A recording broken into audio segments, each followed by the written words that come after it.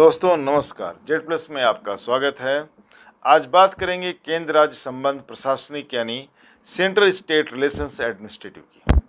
आगे बढ़ने से पहले आपसे एक छोटी सी गुजारिश, यदि आपने अभी तक मेरे चैनल को सब्सक्राइब नहीं किया है तो प्लीज़ इसको सब्सक्राइब कर लीजिए और बेल आइकन को भी प्रेस कर दीजिए।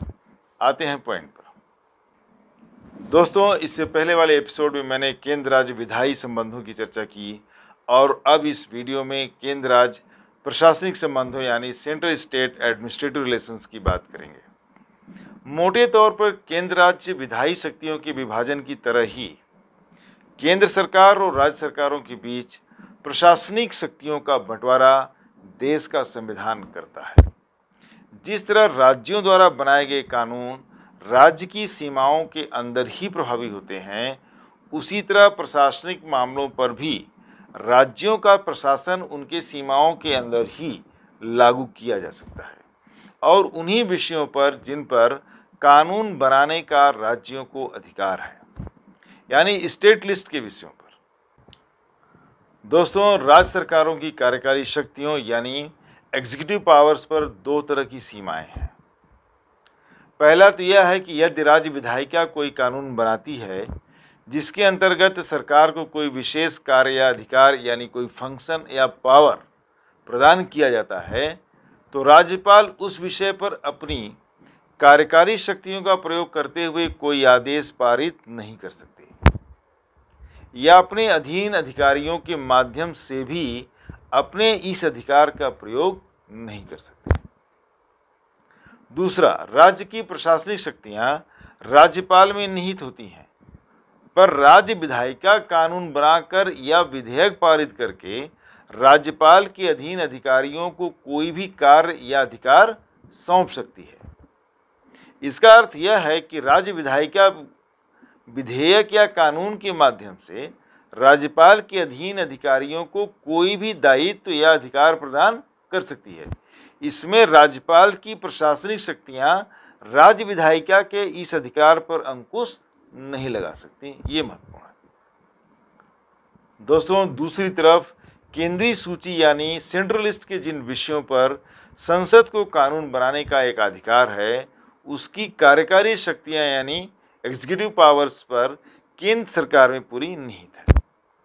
यानी प्रथम सूची के विषयों पर कार्यकारी अधिकार केंद्र सरकार के पास है। इसके अलावा आर्टिकल 73 के अंतर्गत किसी भी अंतर्राष्ट्रीय संधि या समझौते को लागू करने का अधिकार सिर्फ केंद्र सरकार के पास है, सेंट्रल गवर्नमेंट। इसमें राज्यों की कोई भूमिका नहीं है। दोस्तों, जहां तक तीसरी सूची यानी समवर्ती सूची यानी कॉन्करेंट लिस्ट की बात है, इसकी कार्यकारी शक्तियां यानी एग्जीक्यूटिव पावर्स मुख्य रूप से राज्य सरकारों में निहित है, पर यह संवैधानिक प्रावधानों के अधीन है। यानी राज्य सरकारें इन शक्तियों का प्रयोग संवैधानिक प्रावधानों के अनुसार ही कर सकती हैं। यदि संसद द्वारा पारित कोई प्रावधान स्पष्ट रूप से केंद्र सरकार को ही विशेष कार्यकारी शक्तियां प्रदान करता है, तो वह कार्य केंद्र सरकार के अधीन होगा। संविधान में यह भी विशेष व्यवस्था दी गई है, जब भी केंद्र सरकार जरूरी समझे, वह समवर्ती सूची के किसी भी विषय का प्रशासन अपने हाथ में ले सकती है।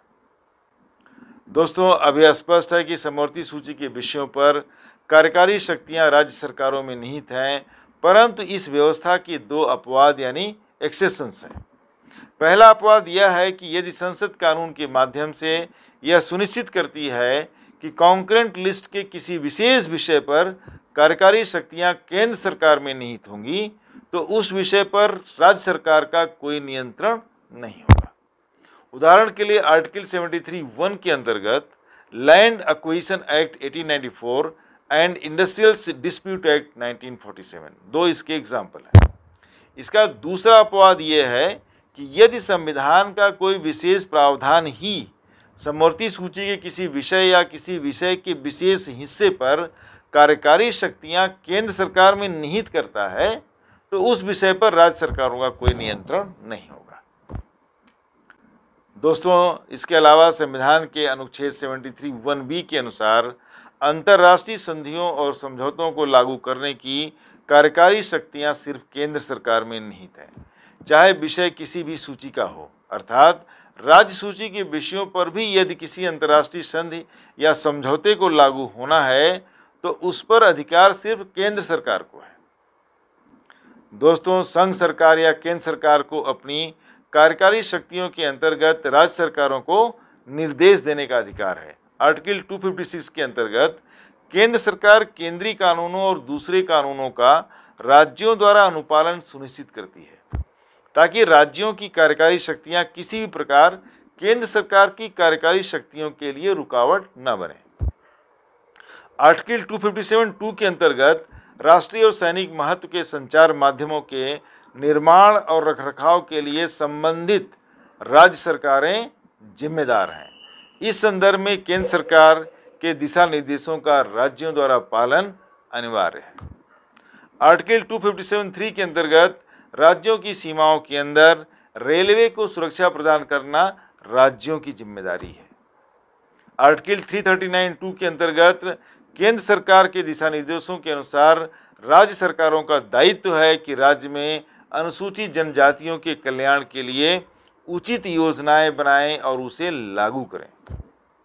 दोस्तों, आर्टिकल 350(a) के अंतर्गत केंद्र सरकार दिशा निर्देश जारी कर सकती है कि राज्य सरकारें भाषाई अल्पसंख्यक बच्चों के लिए प्राथमिक स्तर पर उनकी मातृभाषा में ही शिक्षा उपलब्ध कराने के लिए उपयुक्त सुविधाओं का निर्माण करें।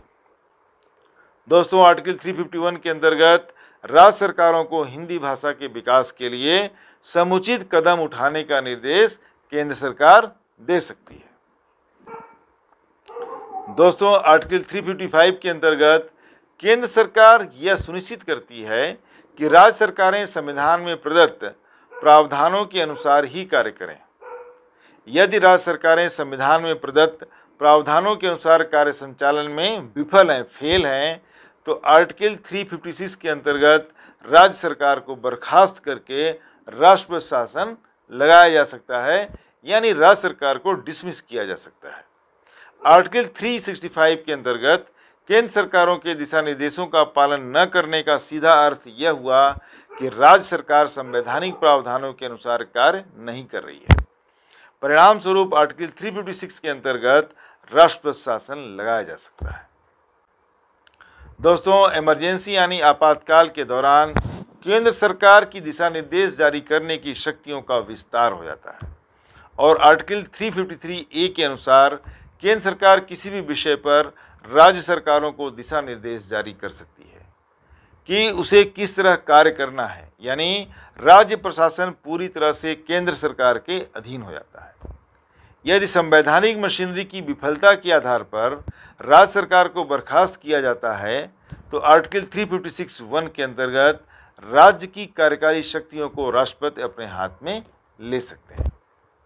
इसका सीधा अर्थ यह हुआ कि राज्य की सारी शक्तियां केंद्र सरकार के अधीन हो जाएंगी।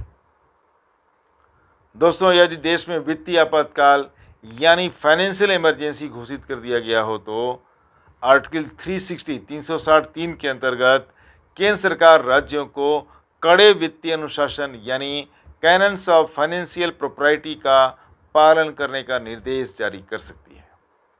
आर्टिकल 360(4) के अंतर्गत वित्तीय आपातकाल के दौरान सभी लोगों या किसी वर्ग विशेष के लोग जो केंद्र सरकार की सेवा में हैं उनके सैलरी और भत्तों को कम किया जा सकता है। इनमें सुप्रीम कोर्ट और हाई कोर्ट के जजेस भी शामिल हैं।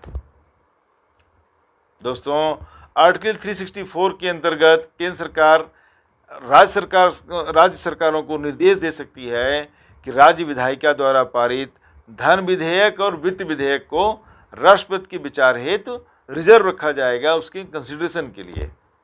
दोस्तों, आर्टिकल 358(1) के अंतर्गत केंद्र सरकार यदि आवश्यकता समझे तो राज्य सरकार या उसके अधिकारियों को अपने कुछ विशेष एग्जीक्यूटिव फंक्शन यानी प्रशासनिक दायित्व को सौंप सकती है, पर राज्य सरकार की सहमति से। इसमें राज्य सरकार को सहमत होना आवश्यक है, यानी राज्य सरकारें बाध्य नहीं है। ठीक उसी तरह राज्य सरकारें भी आर्टिकल 258(a) के अंतर्गत केंद्र सरकार की सहमति से राज्य सरकार के किसी एग्जीक्यूटिव फंक्शन यानी प्रशासनिक दायित्व को केंद्र सरकार को सौंप सकती है। दोस्तों, आर्टिकल 258(2) के अंतर्गत संसद केंद्रीय सूची के किसी विषय पर कानून बनाकर केंद्र सरकार को अधिकृत कर सकती है कि वह अपने इस दायित्व और कर्तव्यों यानी फंक्शंस एंड ड्यूटीज़ को राज्य सरकार या उसके अधिकारियों को हस्तांतरित कर सकती है, डेलीगेट कर सकती है। महत्वपूर्ण बात यह है कि इसमें राज्य सरकार की सहमति की कोई आवश्यकता नहीं है, ये अलग है, ये इम्पोर्टेंट भी है। दोस्तों मिलते हैं नेक्स्ट वीडियो में किसी और टॉपिक पर। मेरे चैनल को सब्सक्राइब करेंगे, मुझे आपका सपोर्ट मिलेगा। नमस्कार, धन्यवाद।